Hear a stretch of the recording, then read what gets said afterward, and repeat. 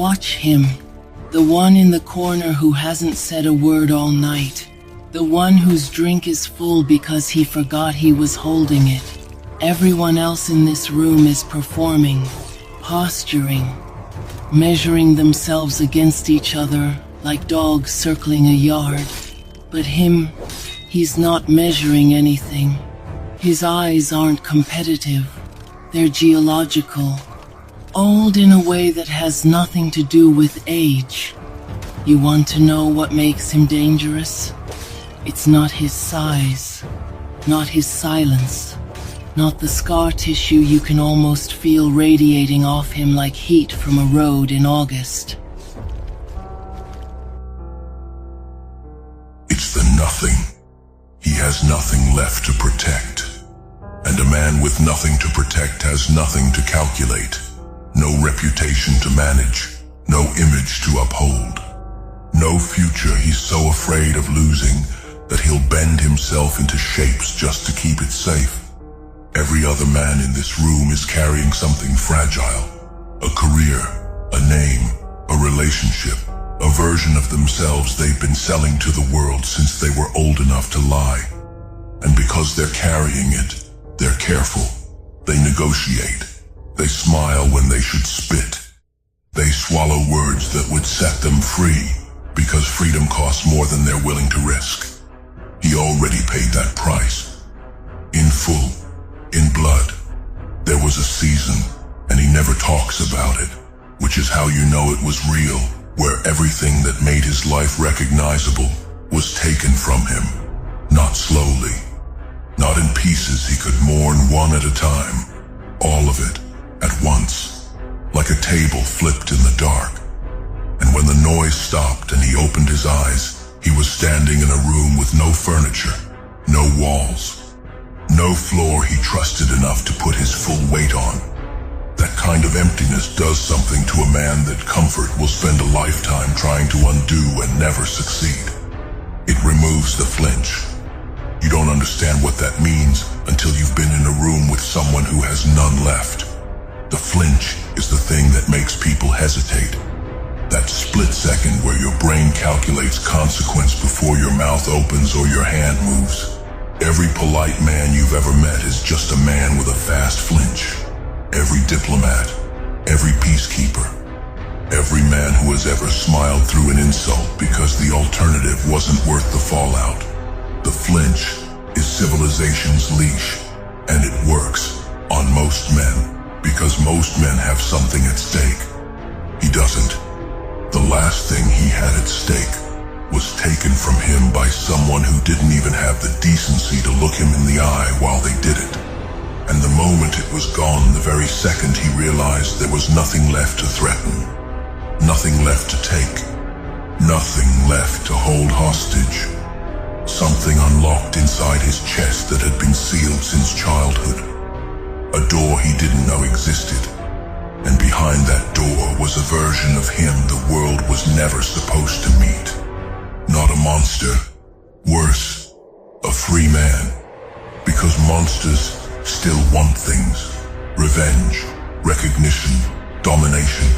A free man wants nothing.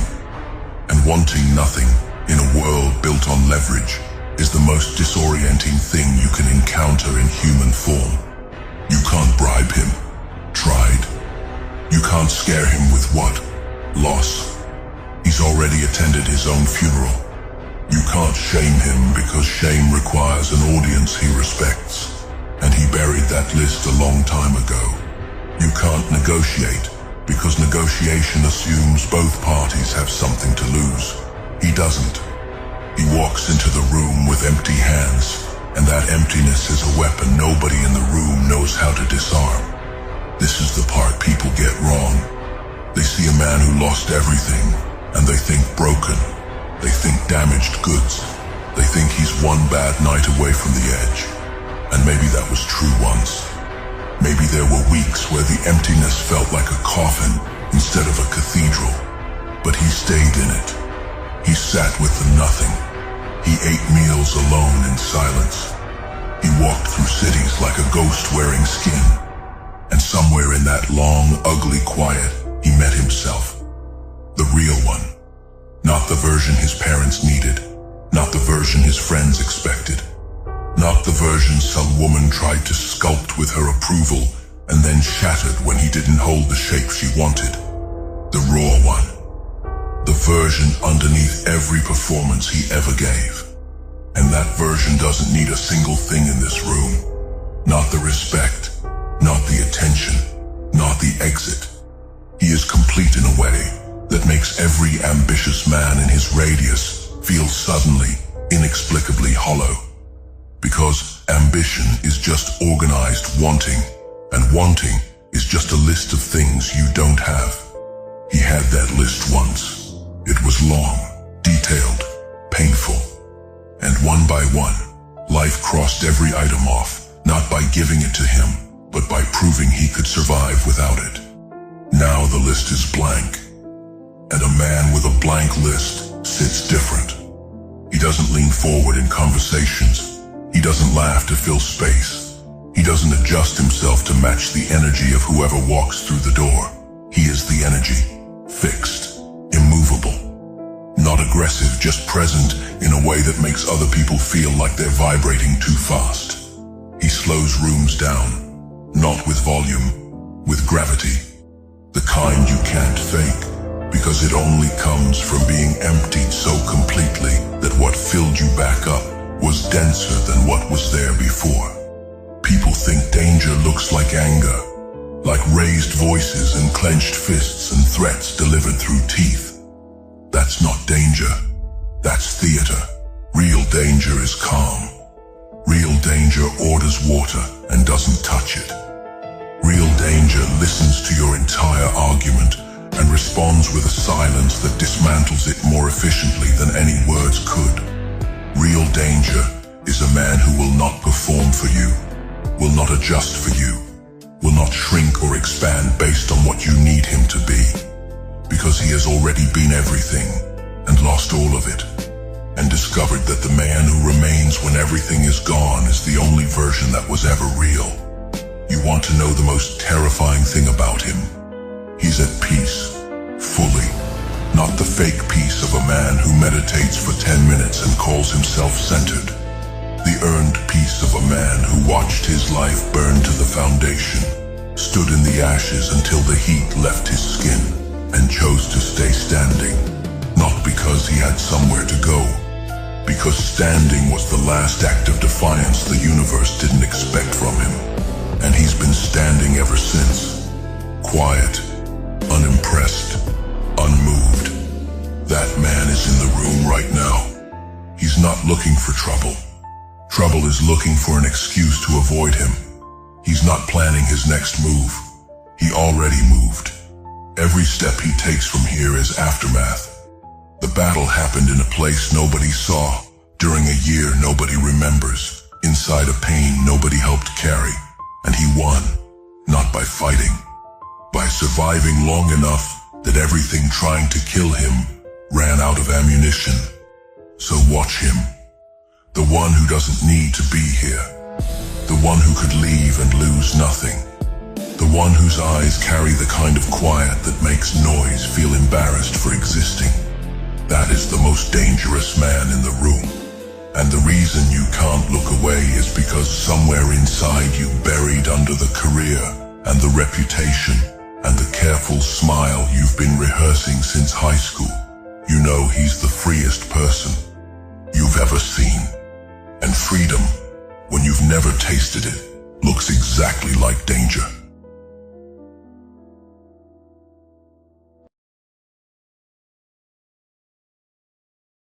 For the King and St. George!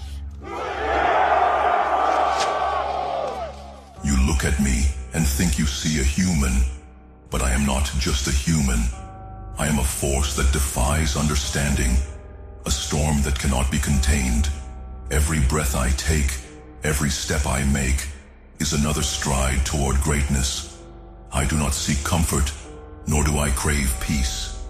My purpose is singular, my vision unyielding. I will train until my very presence inspires fear in those around me, until the whispers of my name strike terror into the hearts of even the bravest souls. You will see it, you will feel it, and you will know that I am not just a man. I am something far more. Each day begins with a promise to push myself further, to demand more, to suffer more. I embrace the pain. I welcome the struggle, because I know that it is in the crucible of adversity that true strength is forged. When others rest, I work. When others falter, I endure. I will not allow myself to be outdone. I will not allow myself to be second to anyone. I will work harder than anyone who has ever dared to stand before me. I will shatter their limits and exceed even my own. I will not stop. I cannot stop. Weakness is a choice, and I have chosen strength. Every drop of sweat, every aching muscle, every moment of exhaustion is proof that I am alive. Proof that I am becoming something greater. And when the pain becomes too much, when it feels like I can go no further, that is when I will push the hardest. That is when I will grow. The hunger that drives me, it is not something that can be extinguished. It is not something that can be satisfied. I will train until those around me no longer see a man, but a monster. Until they can no longer deny what I have become. They will call me insane. They will call me obsessed. But their words mean nothing to me. Their opinions are as fleeting as the wind, as meaningless as dust. I do not train for their approval. I do not strive for their recognition. I train because it is who I am, because it is what I must do. I will become the strongest, the most terrifying warrior this world has ever known, because it is necessary. Every obstacle that stands in my way, I will destroy. Every challenge that dares to face me, I will conquer. I do not fear failure because I know it is simply another step on the path to success. I do not fear pain because I know it is the price of greatness, and I will pay that price 1,000 times over if it means achieving my goal. You think you know what it means to be relentless. You think you understand what it takes to be unstoppable. But you do not. You cannot. Because you have not walked my path. You have not felt the weight of my determination, the intensity of my resolve. I will train until my body is broken and rebuild it stronger than before. I will push myself beyond my limits every single day. And when I find those limits, I will shatter them. I will not stop. I will not falter. I will not fail. You will watch. You will doubt. You will whisper among yourselves that I am mad, that I am driven by something dark and unholy. And perhaps you are right. Perhaps I am mad. But it is a madness with purpose. A madness that fuels me, that drives me to heights you could never imagine. You will see it soon enough. You will see what I have become, and you will tremble. You will realize that I'm not just a warrior, but a force of nature, an unstoppable tide that sweeps away all in its path. Respect will come. Fear will follow. Those who once mocked me, who doubted me, who laughed at my relentless pursuit of perfection, they will fall silent. They will bow their heads and avert their eyes, for they will know that they were wrong. They will see that I am not like them. I am not bound by their limitations, not held back by their fears. I am something greater, something more. I do not seek to be loved. I do not seek to be admired. I seek only to be the best, the strongest, the most unstoppable force this world has ever seen. And I will achieve it. Through blood, through sweat, through tears, I will achieve it. No one can stop me. No one can stand in my way. And if they try, they will be swept aside. For I am a warrior. And a warrior does not rest. A warrior does not waver. A warrior does not stop. until the battle is won. You may call me a monster, and I will not deny it. If being a monster is what it takes to achieve my goals, then so be it. I will embrace it. I will become it. Because I know that the path I walk is not meant for the weak. It is a path that demands everything, and I am willing to give it all. My body, my mind, my soul, all of it will be poured into this pursuit. And when I reach the end, when I stand atop the ashes of my enemies, I will know that it was worth it. This is who I am. This is what I was meant to be. A warrior, a conqueror, a force that cannot be stopped. I will train harder than anyone.